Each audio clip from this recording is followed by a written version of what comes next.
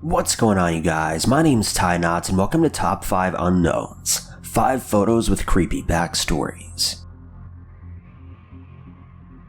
Number 5. This photo was featured on the cover of New York Post magazine in 2012. The photo attracted a lot of attention, both positive and negative. Many people recognized the rarity of the image and the moving story that it tells. Others were less supportive and criticized the publication for profiting off a victim's agony. Either way, the public responded to this cover and it became an infamous image in history, both selling big as print and going viral online. The focus of the image was a 58-year-old Ki-Soo Khan who lived in Queens. Around 12:30 p.m. midday, a random beggar was lashing out and assaulting random people waiting for the train. Han, attempting to be a good Samaritan, approached the beggar and tried to calm him down. The beggar reacted by pushing Han aggressively. He then fell onto the train tracks below the platform. Just seconds after the fall, a train could be heard speeding along the tracks.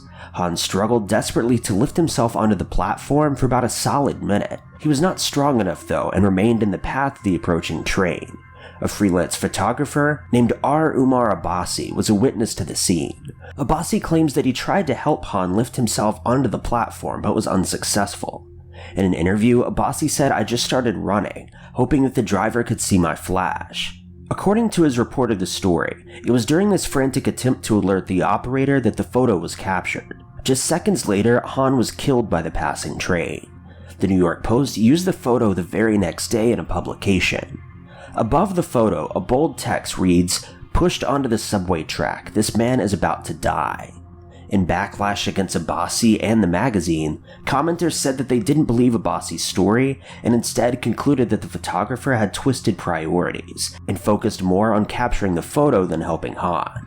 Additionally, readers accused the New York Post of using the photo to elicit shock and gain attention, and therefore profited off the death of an innocent man whose life no one actually tried to save. Later on, the New York Post uploaded a 2-minute video to their YouTube channel in which Abbasi recounted the events of that day and attempted to justify his response. While the photo has been a topic of controversy since its release, it's also a rare moment in history that was immortalized as a shocking photograph. Number 4. The last photos captured of happy families before their untimely death are usually seen as a heartwarming memory that survivors can admire forever. In some cases, though, the last photos taken of a family member before their death can be more disturbing or upsetting. This is accurate for the Watts family. Jeremy Lindstrom hosted a birthday party for his 5-year-old son on August 12, 2018. In the photo, Chris Watts and his 2 young daughters are shown. While many other photos from that day capture the 2 little girls enjoying the hot summer's day, it's believed that this snapshot was the last one taken of the girls alive. That's because later that same day, the father, Chris Watts, murdered them. Not only did he take the lives of his 2 children, but he also killed their mother, his pregnant wife. Watts strangled his wife, and as he was wrapping her lifeless body in a sheet, his daughter Bella walked in and asked, "What are you doing with mommy?" Watts then loaded his wife's body into the trunk of the family car. He went to load his girls into the vehicle and drove the 45-minute commute to his job site in Anadarko Petroleum. When the family arrived, Watts threw his wife's body into a shallow ditch, strangled his daughter Celeste with her favorite blanket, and at that point, Bella begged her father not to take her life, allegedly saying, "Please daddy, don't do what you did to Cece." But he then took her life regardless. Evidence showed that the girl fought for her life considerably. Following the crimes, Watts denied any involvement in their deaths. Their bodies were eventually found at his work site. His wife Shannon was found in a shallow grave, and the 2 children were found submerged in oil canisters. 3 months later, Watts admitted to the crimes. He first claimed that he caught Shannon trying to kill the girls. However, his story changed when he told investigators that he and his wife had a fight hours before, which she allegedly threatened to take the girls away from him. On November 6, 2018, Chris Watts pleaded guilty to his crimes and was charged with multiple counts of first-degree murder. A sentence of 4 life sentences with no chance of parole was passed down.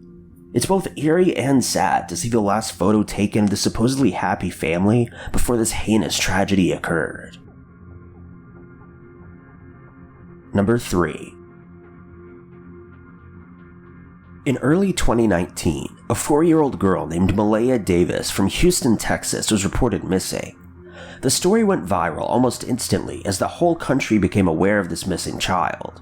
Her story and photos were spread widely across social media. Search teams came together to locate the innocent girl. The timeline of Malia's story goes as followed. Her brother, Brittany Bowens, left for Massachusetts for a family funeral on April 30th of 2018. She left Malia and her son in the care of her fiancé, Darian Vince, who acted as a stepfather to Malia and a biological father to Bowen's other child. On the night of May 4th, Vince and his son visited a nearby hospital. Vince claimed that he was attacked and Malia was abducted. According to the story Vince gave, he was on his way to the airport to pick up Bowens when he pulled over to investigate a strange sound coming from his car. While parked, 3 men pulled up in a truck and knocked Vince unconscious. He went to explain that he woke up to find himself in the truck with the children before passing out again.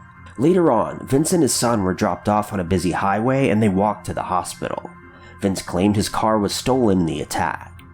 The next day, an Amber Alert was issued for the missing child, who'd reportedly undergone several brain injuries in the months before.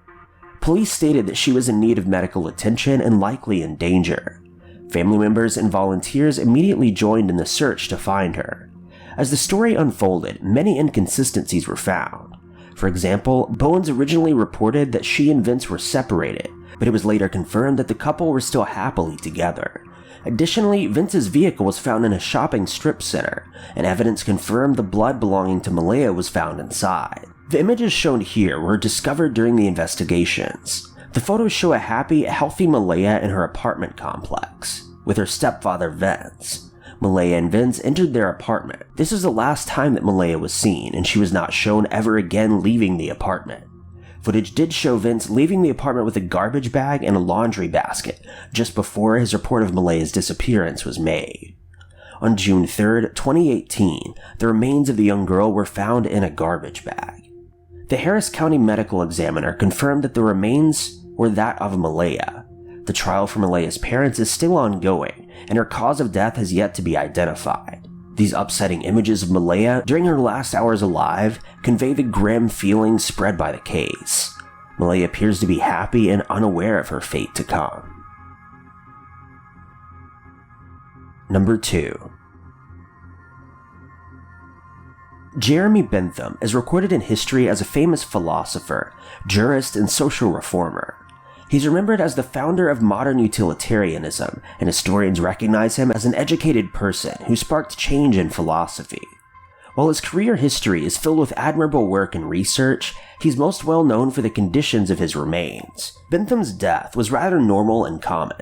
He died in his Queen Square Place home in Westminster, London, at the age of 84 years old. Although Bentham began planning his death at 21 years old, when he created a will that would leave his remains with a family friend and physician. The will instructed that his body be used for dissection. In a later will, which was written about a month before his death, he demanded that his body be preserved through taxidermy. He also requested that his body be used as an auto icon, a display of his body in a wooden case. At Bentham's funeral, 2 days after his death, he was dressed in his best suit and placed in the Webb Street School of Anatomy and Medicine in Southwark, London. Family and friends and other guests attended the funeral and marveled at the macabre conditions of Bentham's display. After the funeral, his head and skull were mummified to resemble his appearance before death. Bentham's auto icon was later acquired in 1850 and set up in a college. From there, it moved around a few times, with DNA testing occurring after each move. In 2018, Bentham was featured in an exhibit in New York City at the Metropolitan Museum of Art. There's not necessarily anything wrong with Bentham providing these specific instructions for his death. However, it's certainly a bit strange and unsettling that someone would come up with this idea, especially so many years before they actually passed away. It's likely that many people have photos of this auto icon despite never actually knowing Bentham when he was living. Number 1.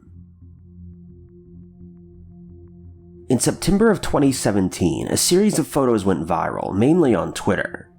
The chilling story behind these photos immediately gained attention of paranormal enthusiasts and news outlets alike. Illustrator Adam Ellis posted the photo to his Twitter account and shared the captivating story behind these photos. Ellis added a disclaimer that he was not seeking attention or 15 minutes of fame by sharing the content. Instead, he explained that he was posting the photos for his own convenience to access later. In the story, Ellis told he'd been experiencing the same recurring dream in which a ghostly child would approach him. Ellis drew a rough sketch of the child with a misshapen head. In his dream, he was told that Dear David would only appear at midnight and allow you to ask him questions, as long as you followed his specific instructions. The apparition demanded that when asking a question, you must refer to him only as Dear David, and you were restricted to asking just 2 questions. If you asked 3, your demise would follow. Ellis continued to have unsettling dreams, which greatly affected his mental health. In addition, paranormal disturbances began to play out, and mostly it was usual haunting issues such as objects moving on their own, doors slamming, and footsteps traveling down an empty hallway. The story finally picked up momentum when Ellis tweeted a photo of Dear David. The image taken in his apartment was allegedly a glimpse of the apparition. You can clearly see that the figure is a deformed child with a transparent appearance.